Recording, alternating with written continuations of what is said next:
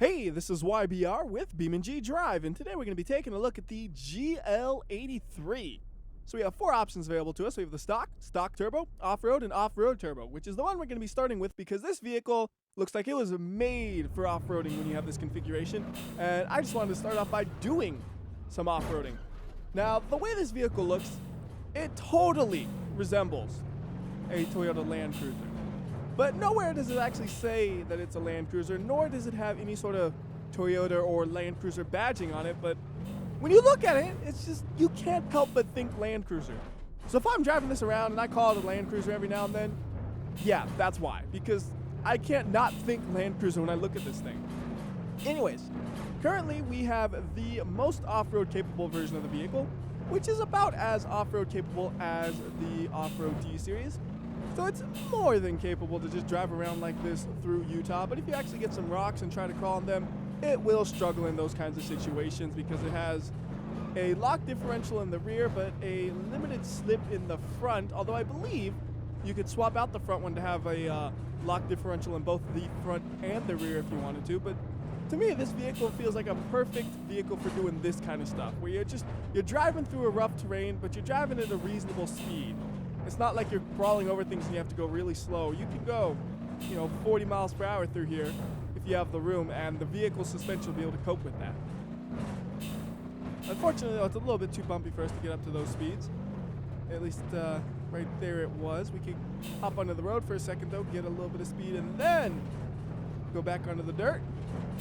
And I know the radiator got damaged when I hit a bush a while ago, but it seems like the vehicle's doing a really good job of not overheating on me, thankfully.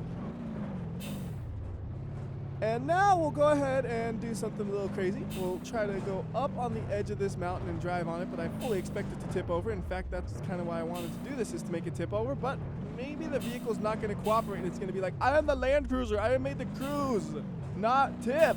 And it's going to actually hold itself on the hill. There we go. There we go. That's what I wanted to see.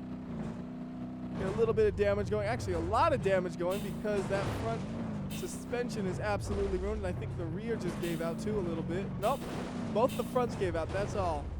Rear is still good, so we can keep putting power down at least. Then we ran out of fuel because the fuel was leaking for a while, and I didn't notice it, I think. So it has fully been immobilized, and now we'll actually take a look at what the vehicle looks like. But first, let's get a fresh one that's not all beat up. And we're going to be taking a look at the off-roader, because the off-roader is basically the stock version with a few extras. So starting at the front right here, one thing that's pretty cool is it has a little tow hook. And if you move the car around like so, you see the tow hook will flail about. And then if you hit the buttons in the top right corner of the screen, you can actually raise and lower the tow hook. So you can lower it a bit, and then it'll swing around even more. And you can keep lowering it, and it'll actually go pretty long if you're patient enough to hold down the button. But it does take a little bit of time for it to fully extend. But you see, it is getting longer and longer and longer the more I wait. But now I'm done with that, so we'll move on to the side. Now on the side, we have a step up over there on the bottom, and then we also have a snorkel. Those are not present on the normal stock version, but with the off-roader you get those. And then the fender flares on it, those are only on the off-roader. And then the roof rack as well is only on the off-roader. However, this whole rear bumper setup, that is on both the stock version and the off-roader. And the tires on this one are slightly bigger than the stock one. And that about covers the looks of the exterior, I think. And I'm going to try to get this thing into the sun a little bit better so we can look at the interior, which overall looks pretty good. We can't really see behind us, unfortunately, because we have some really high-backed chairs. But we can take a good look at the dash, which looks very similar to the dash you would find in a real Land Cruiser. And I know this because I looked up pictures of all the Land Cruiser interiors, and I'm like, yes, this looks very similar to the one you would find in a J100 Land Cruiser. And the functionality of the interior is there, but it's missing a couple of things. So we do have functional gauges and a functional steering wheel, but as far as I can tell, there are no pedals on the floor, so we don't have functional pedals. And when we turn the headlights on, the gauges do not seem to light up. They seem to be the same brightness no matter what. But the headlights do light up whatever is in front of you. And if we go to the outside of the vehicle, you can see that the headlights light up the vehicle itself as well. And then we also have some lights in the rear that light up when the headlights are on. Then we can turn them off, so we have also functional brake lights, functional reverse lights, and then we also have blinkers. So the blinkers light up the lights in the rear, and then a light in the front as well, but the light right there, right in front of the door, doesn't light up, but I don't know if that's what you would have in a real vehicle or not. I simply I've never seen a Land Cruiser with its blinker on and look that closely at it, and I didn't think about that until right now, so I unfortunately can't make a statement on that. But I can at least tell you for a fact that in the game, in the mod, that light does not light up. So let's go ahead and do some damage to this thing a bit. Nope, that popped off the tire a little unexpectedly. I was hoping to get a little bit more damage than that, but there you go. There's what the front looks like. We Crash did a pretty good job of damaging the vehicle through the front bumper, which is kind of interesting looking. So let's try that crashing thing again. This time I'll try to make sure I don't break the car all in one hit, and we'll get multiple hits out of it. So let's see. Hit number 1. Radiator damage, but car could still drive. So there you go. That's good. 2. And then 3. And now 4. This is much better. This is what I expected to see out of this vehicle. I don't know what was up with that first crash. I want to do some more on the rear. The front looks like it's pretty beat up, but the rear looks like it could go some more. That bumper is doing a pretty good job of protecting it, but I know if I hit it enough times, eventually something has to break. Come on. There we go. I really like the way the rear end is kind of going downwards and the front's going upwards. It just makes it look really funny looking. It still looks like we can do some more to the rear, so we'll keep focusing on there. All right, now the rear looks done, so now we'll try the front some more. And now the engine is done.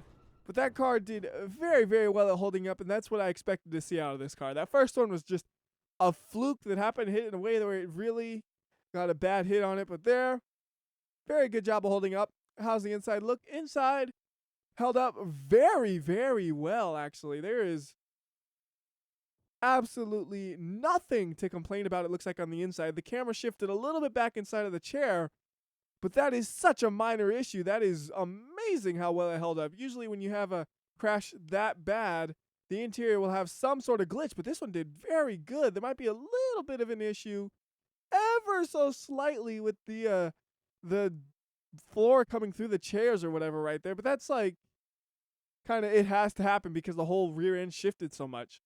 Either way, very happy with the interior and also pretty happy with the exterior. It looks like it did pretty well as well. That sounds weird to say. It did well as well, but yeah, that's the way to say it. Anyways, reset.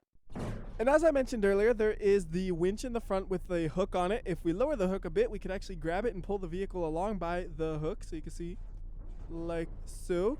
No problem doing that. And this hook is pretty strong, actually. You saw I was able to fling the vehicle about like that, and I think the tow hook should still be attached once it stops rolling. Awesome, it landed upright, and let's see, where is that hook? There it is. It is still attached and ready to go for another round if you wanted to keep yanking it along. You can break it, though. It's not some indestructible hook that'll stay on no matter what. But in this situation, the car broke well before the tow hook, and that was a real harsh crash that did a ton of damage. How's the interior look on this one? Even with a brutal crash like that, the interior did very well at holding up. Like, everything's in the wrong spot because it was damaged so badly, but the pieces all look like they held up very reasonably. And now we can go ahead and swap the off-road turbo for the normal stock turbo. And I'm probably only going to use the turbo versions of the vehicles because they're identical to the stock ones, but they're a little bit faster. And it's not exactly a fast vehicle even in turbo form, so I have no reason to use the slower one. The only reason I can see you want the slower one is if you're like super into that realism, or maybe you have the car in real life, you're like, this feels too fast. My car isn't this fast. But for me, I definitely like the turbo. Now with the stock one, you can definitely do light off-roading like this, no problem. But when you do more serious off-roading, you definitely want the extra help that the off-road version will give you. Just stuff like this, yeah, you could totally do it with the normal one. No problem. If you want to actually try to climb something like that, then it gets a little bit iffy with the stock one. Like, yeah, we could probably do it, but, you know, the off-road one would make it a lot easier. I'm not here to off-road, though. I'm here to wreck it. So let's try to wreck it and then get it stuck upside down and not wrecked. What's up with that? You get upright so I can wreck you more. Upright. Upright. Oh, it's stuck in the bridge. It's not going anywhere. Okay, then we'll reset it. And you know what actually we could do is we'll pull out the off-road version again now that you've seen the stock one. And then I'm going to go to the apps, and I'm going to grab an app and throw it on the screen real quickly. And it is the... Gotta find it. It's always hard to find them, and I always forget the names. I look for the pictures. Vehicle debug. We're gonna just set it over here. And what I'm gonna do, I'm gonna try to drive this thing and try to find something I can like jump off of basically. And then we're gonna break all brake groups in the air so all the parts could fall off, because there are a pretty good number of parts on this thing that fall off when you do things like that. Or when you just have like a hard impact, for example. Those also cause a lot of parts to fall off.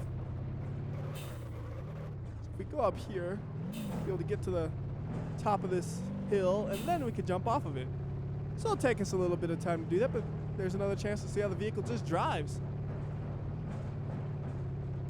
And then after this, we still got to do some side impact tests to show you what that looks like. And maybe we could try to do a little bit more serious off-roading, but I don't think this can do much more than rocks that are about half the height of the tires. If you start getting more serious than that, it's not going to happen.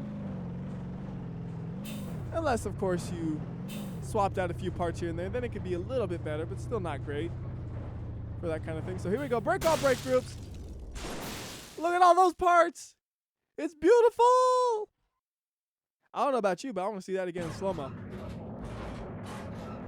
That looks like a pretty good place to backtrack to, and now we'll just drive along until I see a good place to jump off of. And I don't want to jump off of the same spot because that would be boring. The same thing twice, basically. One in slow-mo, one in not. That's boring.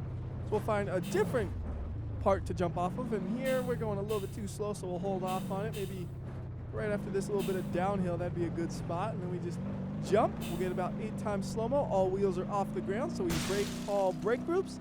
Right there, vehicle still looks like it's holding together. But once we get in the air for a bit, it'll start to actually separate. And when we actually have an impact with something, that's when the parts will really separate. Now, as you can see, there are already lots of parts going in every which direction. And now there are more parts going in every which direction. Kind of half stayed up on the cliff, the other half fell down. And one thing that's really interesting is that the whole body of the vehicle actually separates off. That's just funny to me. And then the dash even separates. Like somewhere around here we got a dash just sitting on the floor. Don't know exactly where, but it's around somewhere. Parts went a little too separated for me to find it, unfortunately. But you see, lots of parts. Very interesting to watch.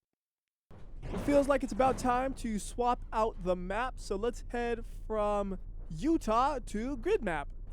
We'll start off by doing a little bit more of a serious off-road test with the rocks that are over there on our left. We'll use the off-road turbo version of the vehicle to give it the best chance I possibly can. Then I'll also use manual mode and just basically stick the vehicle in first. And we're not going to really try to find the easy path. I'm just going to go right up the middle and let the vehicle do its job and see how well it does. Because I know I could get through it if I took the easy path, but I'm not sure if we could do it if we just basically held the accelerator down and stayed centered. Seems like it's doing a pretty decent job, and it could probably make it through. Oh, well, we're good. See, it's able to do this kind of stuff. It doesn't feel like it's happy. You know, it's capable, but it's not really what it's made for. It feels much better just kind of going along on dirt roads and, you know, getting some airtime and stuff versus crawling over rocks. At least to me, in the off-road configuration, that's what I would think. And we only have 3 wheels, and I was hoping it would finish it, and it just moved a second ago. Now it's stopped again. I'm pretty sure we would have traction if that front wheel wasn't totally ruined, which is quite annoying. And we can do a quick reset right here, but sometimes it'll get you stuck in the ground. Or maybe we're actually just stuck, unfortunately. So if you just charge at this, it will get stuck, which is what I wanted to do. I didn't really want to successfully complete it, because that's easy. I wanted to see what the vehicle did if you just charged right at it, and that's what it'll do. So now let's go ahead and try hitting the off-roader in the side with a regular one. So we'll back up the regular one, and then we'll grab the off-roader and put it to about there. Park it, parking brake on. How's this one doing? All right, you're doing fine. Put you to automatic mode. I don't know why you're in manual. Come on, stop and go. So we'll do a side impact at about 50, 60 miles per hour. There we go. And it looks like they are stuck together. So we'll move this one out of the way and then just take a look at this one. So for the side impact, seems like it held up pretty reasonably. I see a little bit of a spikiness right there, but that's all I see that's really worth complaining about. Everything else looked very well. And it'll actually sort of drive until the wheel axle just broke, literally just as I said or started the sentence that it can still drive. The game just makes me want to look like a liar, doesn't it? So here's a dumb idea. If we put a ramp in front of it, can we crawl over the normal one with the off-roader? I'm pretty sure the answer will be yes, but I'm not 100% certain. So we're just going to park this one right there, grab this one, and then we'll bring it over to in front of the ramp. And just so we can tell the parts apart a little bit easier if they kind of fall apart or something like that, I'm going to go ahead and throw on a paint design on this one. There are two paint designs you could choose from. There's red and silver. This is what the red one looks like. Put it right there. Perfect. And then on this one, I don't know what you think you're doing, but you're not climbing up that yet. We're going to put the silver on it. So you can see what the two paint designs look like. We'll put it to automatic mode so it doesn't just roll along all on its own anymore. Like a big pain. And I'm not going to try to jump the vehicle. I want to actually like have my tires hit the vehicle. So I probably shouldn't have backed it up, but force of habit. Move it forward a bit more. Parking brake on. All right. So here we go. Crawl on to it. Yeah, that's how you do it. It did get stuck, but it did good. I mean, it doesn't have any tires that are really touching a surface that'll work because those rear tires are like inside the truck. That was cool. Let's do it again. This time we'll get a little bit of speed though so we can actually clear it. Like that one I wanted to go as slow as possible to make sure we actually crawled over the vehicle. That doesn't seem like it's going to happen, so this time we'll just clear the vehicle. Perfect. Back to the parts menu, there are a few more parts I wanted to point out. One of them is the roof rack steel cable, which attaches the roof rack to the front bumper with a steel cable. And then we also have a traction control system we could add on if we wanted to right here. That one you can't see, but I assume it affects the way the vehicle drives. But me, I don't need no stinking traction control. I'm a great driver. As I said before, you could get a locked front and rear differential, so that helps the off-road capabilities of the vehicle a bit. And that's about all the parts that I can remember that are not available normally. Of all the other parts, you'll see it in either the off-road or the stock version of the vehicle. Then we can try to drive it with the double locked differentials. You know, do things like steering and stuff where it'll really suffer. So if we go hard to the left right here, really harsh skidding, which is what you would expect. But if you go over something like this, it's a joke now. Full speed ahead. Drive shaft broken. Well, it's not that big of a joke then because we broke our drive shaft. So you can go ahead and do a couple more crashes with this vehicle before we finish up the video. So for now, we could go and do a loop and try to land on the roof or something like that. I don't have much control over how I land, but I usually try to influence it to kind of land on the roof. There we go. Got the roof plus some of the rear. And one thing that's kind of cool is you can see how the roof rack was held on by the steel cable, and the steel cable actually deforms with it a bit. Now, some part of the vehicle did catch fire over there, whatever part that is. What is that? I don't know what that is. It's just like... Maybe it was the fuel tank, because I don't know what else would catch fire. What are you? You know, if you went through the parts menu, you could actually figure it out probably. Oh, there it was. It is the fuel tank. I thought so. I mean, I didn't know what else would catch fire. We could try rolling the vehicle in a different way by just kind of popping up onto the jump, and there's a really, really light roll. That's easy for the vehicle not to get damaged on that. So we'll pull it back upright and try to do a little bit more of an extreme roll. We'll maybe do it off the edge of that jump. Only thing is then you have the chance of not landing on your roof. Hopefully I managed to do it though. So we'll roll up and roll. Get a complete roll and roof. Perfect. So that one has destroyed the vehicle's driving capabilities. But the way it looks visually is really good. See, no problems with that. And that'll about do it for the testing. Now we'll just finish up the video the way we always do with the boring stuff. And we could go ahead and get rid of the little app right here because we don't need that anymore. Okay. And we'll do the stock turbo for this because I want to have, well, you know what, let's do the off-road turbo. I was going to say it'd be a little bit easier to control it if it's the non-lifted off-road version or whatever. But there's more parts to fall off if you use the off-roader, so gotta use the off-roader for that reason. Yeah, you never seen a Land Cruiser go this fast before. I call it Land Cruiser even though it says GL83. We'll start off by convertibilizing it, then we will crush it. It'll be a good speed of at least 200 miles per hour. Wait for it. Oh, tires go! Tires are all popping. I like how it's like perfectly set up for most cars where when the tires do pop, it's right before the end, it seems like. So it's like I can still control this and I'm still at maximum speed on impact. So that thing doesn't even look like a Land Cruiser anymore. If you told me that was a crushed van, I'd believe you. Like a normal, well, you know, like an 8 Series. I would believe you if you said that. Okay, so now we'll do a direct hit. Real careful. That's not careful at all, but I recovered. Once again, over top speed, and then this time we'll just clutch in. Doesn't really matter which way you do it because you'll go about the same speed no matter what. Although if you clutch in, you'll have a little bit less control probably when the tires pop. Should be able to manage it though. So once again, about a little over 200 miles per hour. Tires are popping in about the same spot. Interesting, even though I'm still holding clutch in, maybe it's because I hit slow-mo. It suddenly just clutched out. I don't know. Anyways, 100 times slow-mo, a little bit early, but we can wait a second. And boom! I said it too early again. About what you would expect. Some parts flying in every which way. And some fire. Okay, now we'll head on over to Leap of Death, which I can't find. Oh, this is terrible. There it is. How did I miss that? I don't know. And one thing I haven't mentioned that I probably should mention is what happens when you try to change the color of the vehicle. So if you wanted a pink vehicle or whatever, yeah, you could do that.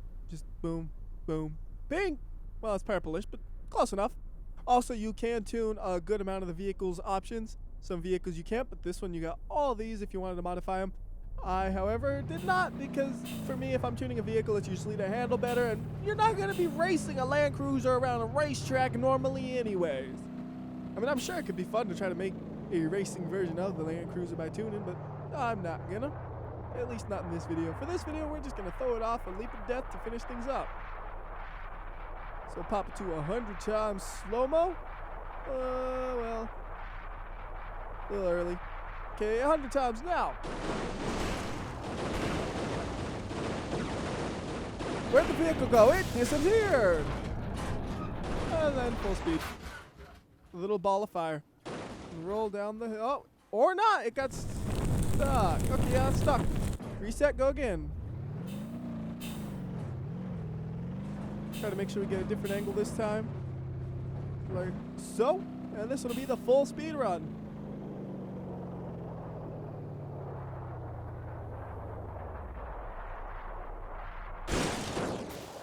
Much less damaging initial impact compared to the last one.